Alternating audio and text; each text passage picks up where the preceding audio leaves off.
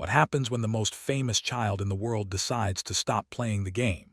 For years, the name Angelina Jordan was synonymous with a haunting, soulful voice that seemed to belong to a bygone era. But as we move further into 2026, the narrative has shifted from her vocal talent to her puzzling absence from the global stage. As a reporter tracking this story, the trail doesn't lead to a recording studio, but rather to a series of closed doors and non-disclosure agreements. We first saw her as a barefoot 7-year-old, a viral sensation who commanded the attention of titans like Quincy Jones. But the transition from a child sensation to an adult powerhouse is a graveyard for most careers. While her peers were chasing TikTok trends and fleeting digital relevance, Angelina seemed to retreat. This wasn't a simple vacation. It was a calculated withdrawal that left fans and industry insiders wondering if she had been offed from the industry's priority list, or if she was staging a silent coup against the very people who discovered her. In the last 24 months, her public appearances have become increasingly rare, replaced by cryptic social media posts that offer more questions than answers. We've seen this pattern before with artists who feel the suffocating weight of expectations, but with Angelina, the silence feels different. It feels like a strategic fortification. The industry thrives on visibility, yet she chose the shadows. Was she protecting her voice, or was she being protected from something much more sinister within the machinery of fame? As we dig deeper into her 2026 activities, it becomes clear that the girl who once sang for Nobel Peace Prize winners is now navigating a landscape filled with legal landmines and professional crossroads that would break a seasoned veteran, let alone a young woman just finding her footing in a world that refuses to let her grow up. Behind the glamour of the stage lies a paper trail of broken contracts and a legal battle that has reached a boiling point in the Norwegian court system. Our investigation into the 2025 Melodi Grand Prix scandal reveals a timeline of events that suggests a massive fracture between Angelina and her home country's media elite. Reports confirm that the national broadcaster, NRK, moved forward with a demand for over 130,000 NOK, a move that is almost unheard of for a beloved national treasure. The core of the dispute involves a high-stakes withdrawal just moments before the world was set to see her return to the Eurovision circuit. From a journalistic standpoint, the evidence suggests more than just creative differences. Documents hint at a total breakdown in communication, where expensive stage designs and custom-made couture were left gathering dust while legal teams traded barbs. The broadcaster's frustration wasn't just about the money. It was about the perceived betrayal of a star they helped foster. But why would an artist at her level risk a permanent blacklisting from a major European network? Rumors began to circulate that the demands placed on her were toxic, forcing her to choose between her mental well-being and a contract that felt like a cage. As of 2026, the fallout continues to simmer, with management teams refusing to comment and the artist herself remaining silent. This wasn't just a missed performance. It was a public execution of a relationship that had spanned over a decade. The cost of this exit wasn't just financial. It was a reputational hit that has made other promoters wary. Yet, in the face of these accusations that surfaced regarding her professionalism, her core fanbase has only grown more protective, viewing her not as a diva, but as a victim of a system that treats artists like commodities rather than human beings. While the headlines focused on her legal woes in Europe, a much darker story was unfolding in the hills of Los Angeles, involving personal threats that forced a total security overhaul. In the world of investigative reporting, we often look for the why behind an artist's sudden flight.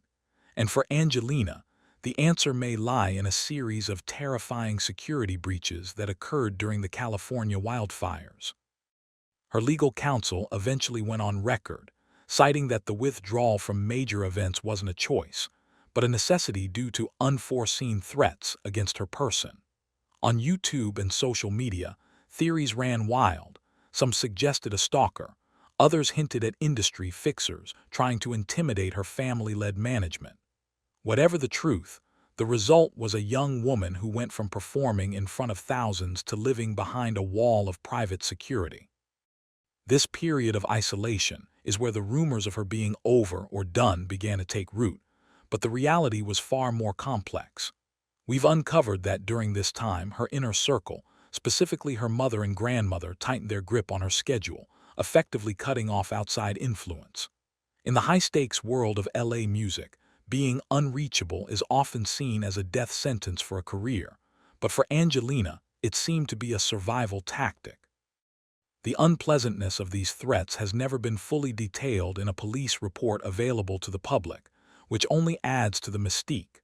Was she truly in danger, or was the danger a metaphor for the predatory nature of the music business itself? As we look at her 2026 trajectory, the scars of this period are visible in her lyrics, songs that speak of betrayal, watching one's back, and the high price of a gift that everyone wants a piece of. In the ironclad grip of a major label, an artist is either the priority or they are a tax write-off. And for Angelina Jordan, 2026 has become the year of the ultimate corporate standoff. It has been years since she signed that life-changing deal with Republic Records, a label home to some of the biggest names in history. Yet, as we examine her recent output, something doesn't add up. Why is one of the greatest voices of a generation releasing projects that feel like indie passion plays, rather than global blockbusters? Sources close to the situation suggest a quiet war is being waged between the Suits in New York and the Jordan family in Norway. The label wants a pop star, someone who can fit into the top 40 mold, but Angelina is a soul purist. This friction has led to what many call the shelf, a place where albums go to die when a label refuses to fund the marketing. Instead of folding, however, Angelina and her team launched their own ventures, including the A Star brand, moving her closer to a self-managed model that bypasses the traditional gatekeepers. This is a dangerous game. In 2026, the industry is more consolidated than ever, and going up against a giant like Republic is often a career-ending move.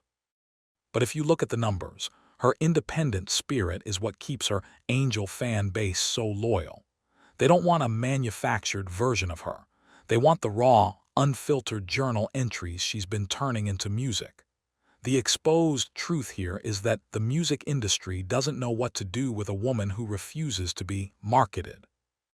As she navigates this limbo, every move she makes is a calculated step toward total creative freedom, or a total bridge burning that could leave her without a platform.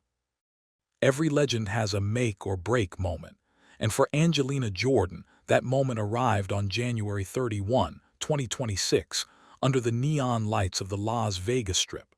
Taking a residency at the Westgate, the hallowed ground of Elvis Presley, is a move of supreme confidence or absolute desperation.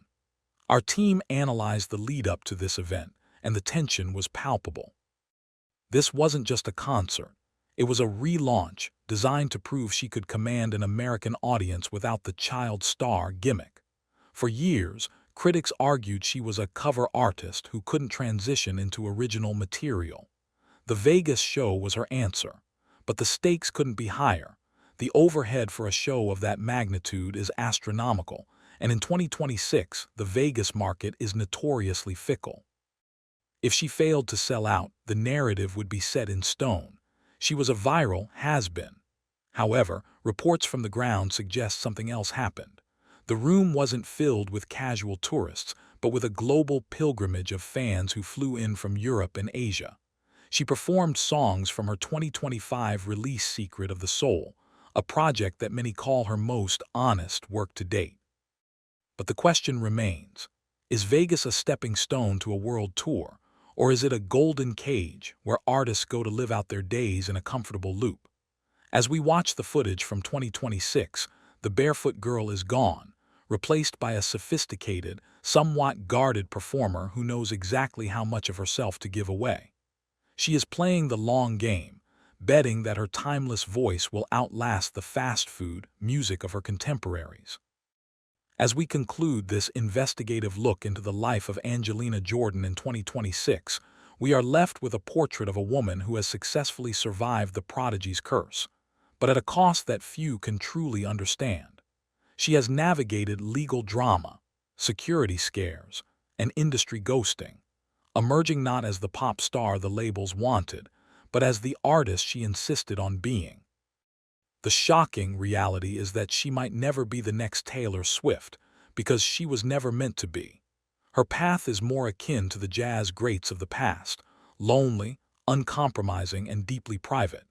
As we look ahead, the rumors of a major film project or a return to the mainstream spotlight continue to swirl, but Angelina seems content in her own world.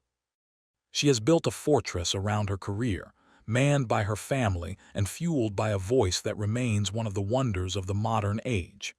Is she hiding, or is she simply waiting for the rest of the world to catch up to her?